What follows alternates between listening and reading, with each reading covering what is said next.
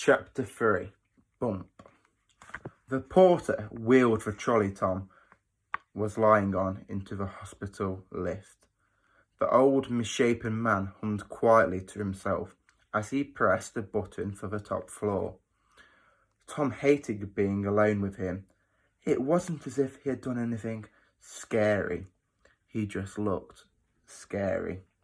The boy had never seen anyone so spectacularly ugly before.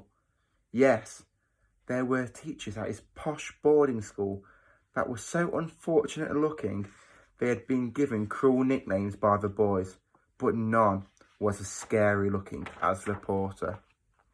There was Mrs. Rabbit, the Dome of Doom, Mr. Dead Squirrel on his head, the Hairy Gnome, Mrs. Goggle Eyes, Dr. Octopus, Mr. Clown Shoes, the Dinosaur, Miss Hooter, and Professor Comb-Over.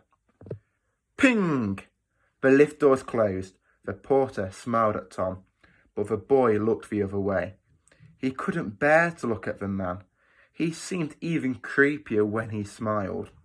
Those rotten and misshapen teeth looked like they could crunch through your bones.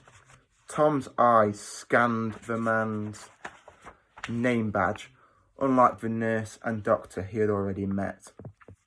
This badge didn't have a name on it, but just the man's job. As the lift trundled slowly upwards, Tom's world gradually began to take shape. Little by little, he began piecing together the events that had brought him here. It had been a blazing hot summer's day, and he had been playing cricket on the school pitch. The boy lifted his head slightly and looked down.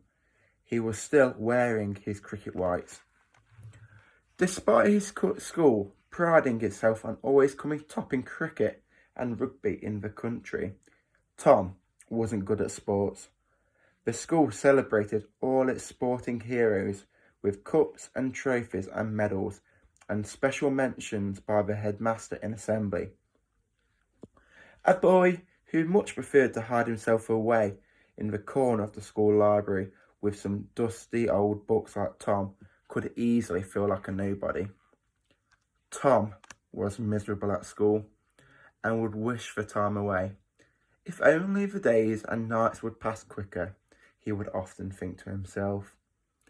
The boy was only 12, but he longed to leave childhood behind forever. Then he would be a grown-up and would not have to go to school anymore. The school played cricket in the summer, and Tom immediately discovered the best part of the game for the reluctant sportsman: fielding. The boy would always place himself at the very far edge of the pitch, so far out that Tom could indulge in his favourite pastime, daydreaming. So far out, he could daydream the afternoon away. So far out, there was little or no chance of the heavy red leather ball ever coming his way. Well, that was what Tom was thinking. This time he was wrong. Very wrong. As the numbers of the floors flashed past in the lift, the last thing Tom remembered flashed past his mind. A heavy red leather ball flying through the air, straight towards him at terrific speed. Thud. Then everything went dark. Ping. This is your stop, young sir. Top floor. Home of Lord Funt Hospital's Children Ward, slurred the porter. As the lift doors opened, the trolley was rolled out. The porter pushed Tom down yet another long corridor before a pair of tall doors banged open. Bang! The pair was inside the children's ward. Welcome to your new home, said the porter.